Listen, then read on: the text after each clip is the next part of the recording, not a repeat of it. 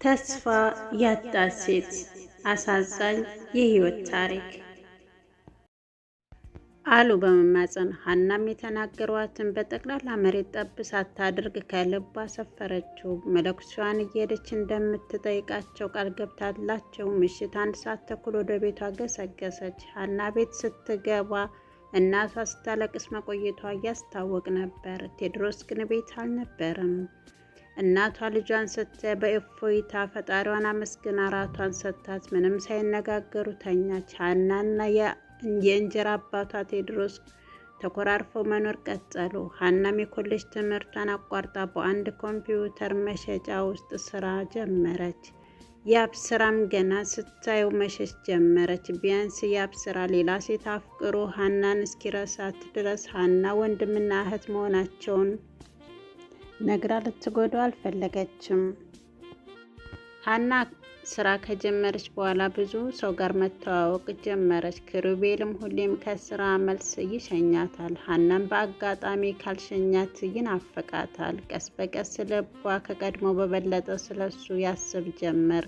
ልቦለዶችን ማንበብ ስለምትወድ ባነበበች ቁጥር በልቧ ፍቅር ግን እንዴት ደስ ይላል ትላለች፣ ግን ትፈራለች። ይህ በእንዲህ እንዳለ አንድ ቀን ቴዎድሮስ ብቻዋን አስቀመጣትና ሀናን የኔን ጓደኛ ጌታቸውን ታውቂዋለሽ አላት።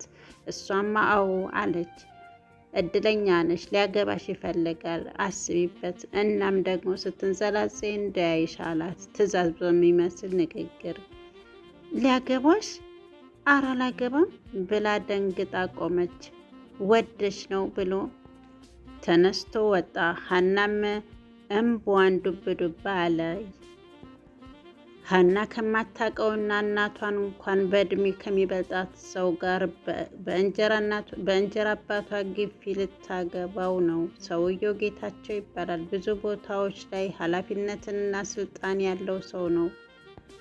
በተጨማሪም ገንዘብ አለው። በቃ ቴዎድሮስ ይህንን አይቶ ብቻ ነው ሀናን ሊድራት እየወሰነው። ደግሞ የሚገርመው ይህ የሀና እናት አጸዳ አታውቅም።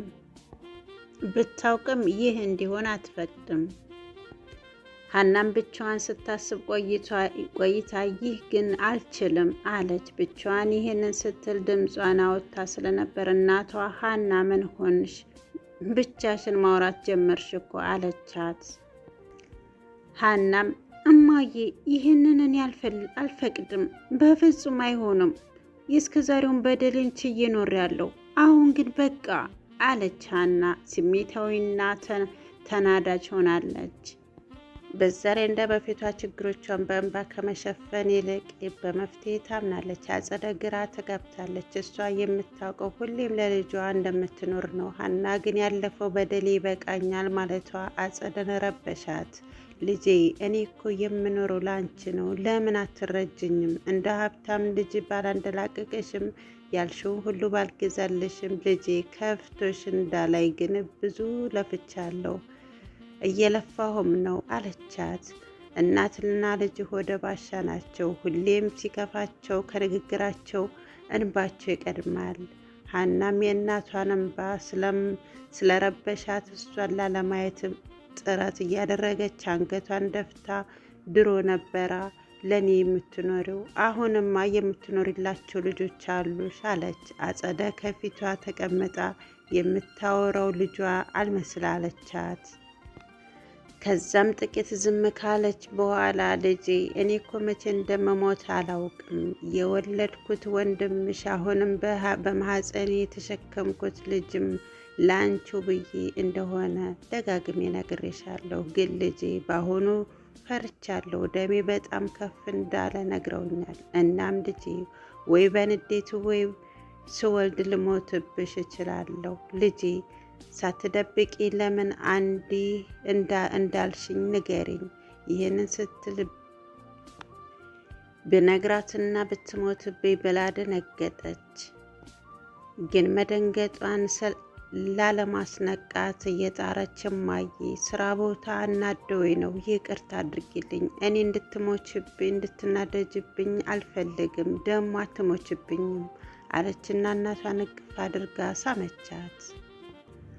ሀና ጌታቸውን ማግኘት ጀመረች። ቴዎድሮስም በዚህ ደስተኛ ይመስላል። ጌታቸው ለሀና ብዙ ነገር ያደርግላታል፣ ገንዘብ ይሰጣታል፣ ስጦታዎችም ያበረክትላታል። በዚህ መልኩ 6 ወር ሞላቸው። ሀና 17ኛ ዓመቷንም ስታከብር ጌታቸው በደንብ ነበር ያከበረላት።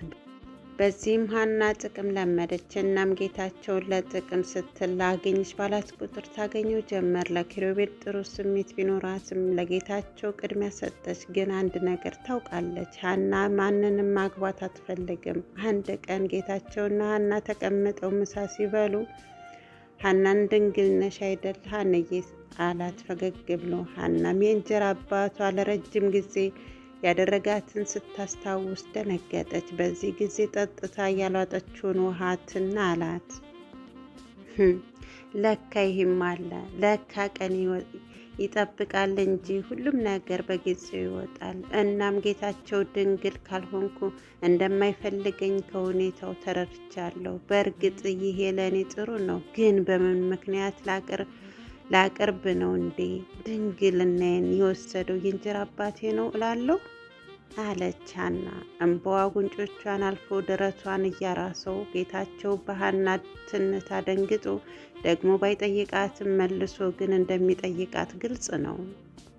በዛ ላይ ሀና በሚቀጥለው ዓመት 18 ዓመት ሲሞላት ያኔ ሽማግሌ ልኮ እንደሚያገባት ለሷም ለእንጀራ አባቷም ተናግሯል። ሀና ስራ ስትሰራ ቀልጣፋ፣ በዛ ላይ ቆንጆ ስለሆነች እሷ ጋር መጥቶ ተሰናግዶ ሳይመኛት የሚሄድ አልነበረም። እሷም ስልክ ቁጥርሽን ሲሏት የስራዋ ባህሪ እምቢ አያስብልምና ነበርና ስለምትሰጣቸው ብዙ ጊዜ ስልኳ ትዘጋዋለች። ይህ በእንዲህ እንዳለ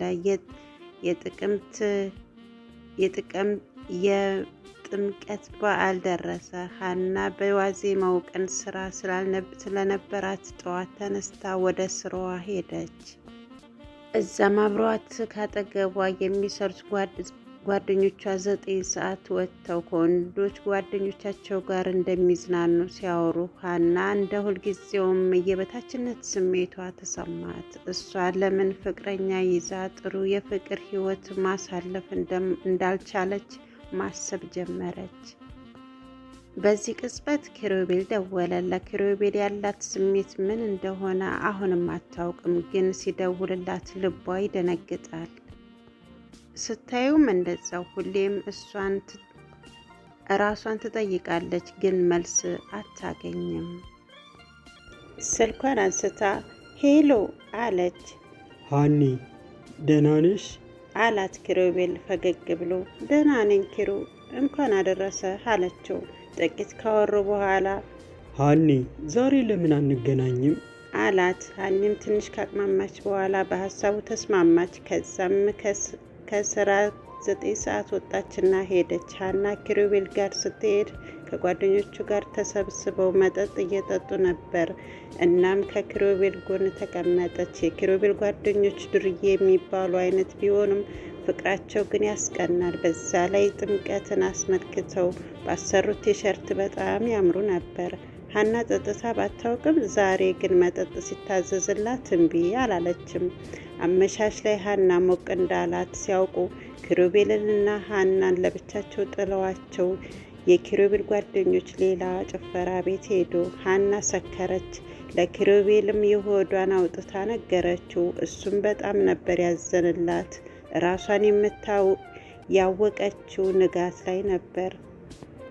ስትነቃ ከኪሩቤል ክንድ ላይ ተንተርሳ ተኝታለች። በድንጋጤ ተፈናጥራ ስትነሳ ልብሷና አንሶላው በደም ተነክሯል። ይህንን ማመን አቃታት። ሀና ድንግል ነበረች፣ ግን ደግሞ ልትወልድ ወር የማይሞላት ጊዜ የቀራትን እናቷን ስታስታውስ ጠፍታ ስታድር እናቷ በድንጋጤ ደሟ ከፍ ብሎ ስትሞትባት በሄለናዋ ውል አለባት። በሰከንዶች ውስጥ በሩን ከፍታ ከነደሟ መሮጥ ጀመረች። ኪሩቤልም ተደንግጦ ሀና እያለ ተከተላት። ሀና ተገዶ እንደተደፈረ ሰው ስትሮጥ ኪሩቤል ሲከተላት ረጅም መንገድ ሄዱ። ከዛ ግን ሀና ደክሟት ጭኗም ስርም ህመም ይሰማት ጀመር። ይህኔ ሀና ቆመች። ኪሩቤልም ደርሶባት ሲይዛት በጣም ነበር የተበሳጨችበት። ሀናም እንባዋ አላቆም አለ። እናቴ ትሞትብኛለች፣ ኪሩቤል ለምን አሳደርከኝ እያለች ጮኸችበት። ኪሩቤልም ሀንዬ ሰው አይን ውስጥ ትገቢያለሽ፣ ቅድሚያ ተረጋጊ፣ ከዛ ልብስሽን ቀይሪ ነይ አላት። እሷ ግን ልትሰማው አልፈቀደችም። እሱም በንዴት አሁን እንዲህ ሆነሽ ተስፋ ያጣች ሴት ክፍል 4 የዛሬው ታሪካችን ይህን ይመስል ነበር። በቀጣይ ፕሮግራም ክፍል 5ን አስቀጥለዋለሁ። እስከ ቪዲዮ ፍጻሜ አብራችሁ ስለነበራችሁ እጅግ በጣም ነው ማመሰግነው። ነበር ቤተሰቦቼ ዘወትር ሼር ላይክ እያደረጋችሁ ከጎኔ ላላችሁ ክብረት ይስጥልኝ እያልኩ የዚህ ቻናል ቤተሰብ ያልሆናችሁ ደግሞ ሰብስክራይብ እያደረጋችሁ አበረታቱኝ። ነባሮቹም የጠፋችሁ አበረታቱኝ። ማለት ያው ትጠቀሙበታላችሁ ብዬ ነው እንግዲህ በእውነተኛ ታሪክ የተመሰረተ ወደ እናንተ ሼር ማደርገው። እያንዳንዳችን ህይወት እንኳ ባይሆንም ግን በምድር ላይ ያለ የእውነተኛ ህይወት ስለሆነ ነው። በእንደዚህ አይነት ላይ እኔ ፎከስ አድርጌ ጠንክሬ ባልሰራ ያስተምራል ብዬ በቻልኩት አቅም ባልተመቼ ቦታ ሆኜ የማቀርበው ግን በደስታ ነው። ለምን ዛሬ በምንኖርበት ላይ ሳይሆን ነገ የሚገጥምን ነገር ያስተምረናል በሚለው ነው።